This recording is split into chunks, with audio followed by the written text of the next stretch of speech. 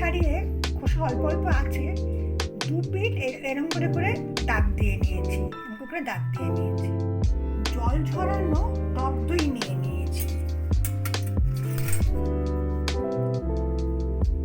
শুকনো খোলায় ভেজে নেওয়া পোস্ত বাটা, পোস্তকে একটুখানি একটা কাঁচা লঙ্কা, নুন আর সর্ষের তেল দিয়ে বেটে নিয়েছি, সেটা দিয়ে দিলাম।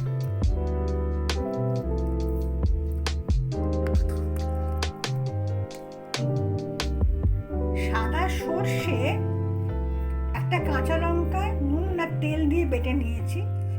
সাদা সর্ষে, একটু নুন আর একটা কাঁচা লঙ্কা দিয়ে বেটে নিয়েছি, সেটা দিয়ে দিলাম।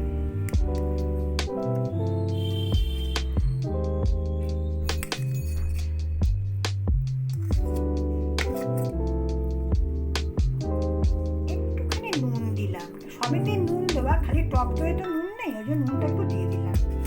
দিয়ে এবার এটা ফেটিয়ে নিচ্ছি।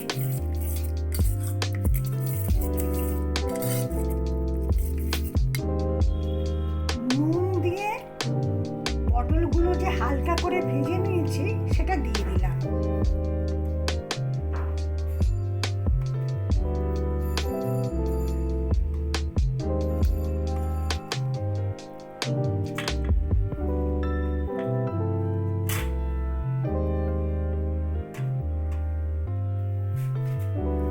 এবার এটা ভালো করে মেখে নেব।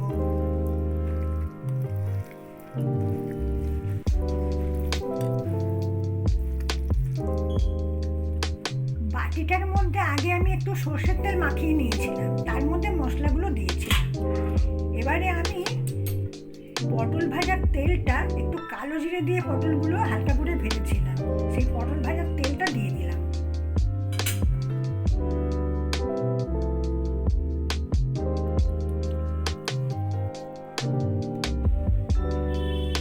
একটা চেরা কাঁচা লঙ্কা দিয়ে দিলাম, দুটো দিয়ে দিলাম। এবার এটা চাপা দিয়ে দিচ্ছি।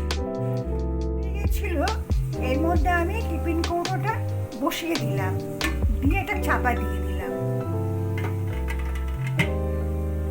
কিছুক্ষণ ফোটার পরে আমি আঁচ কমিয়ে 10 মিনিট বাদে খুলব।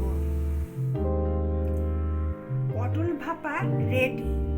ঝরঝরে গরম ভাতের সাথে প্লিজ ট্রাই করবেন। সুস্থ থাকবেন।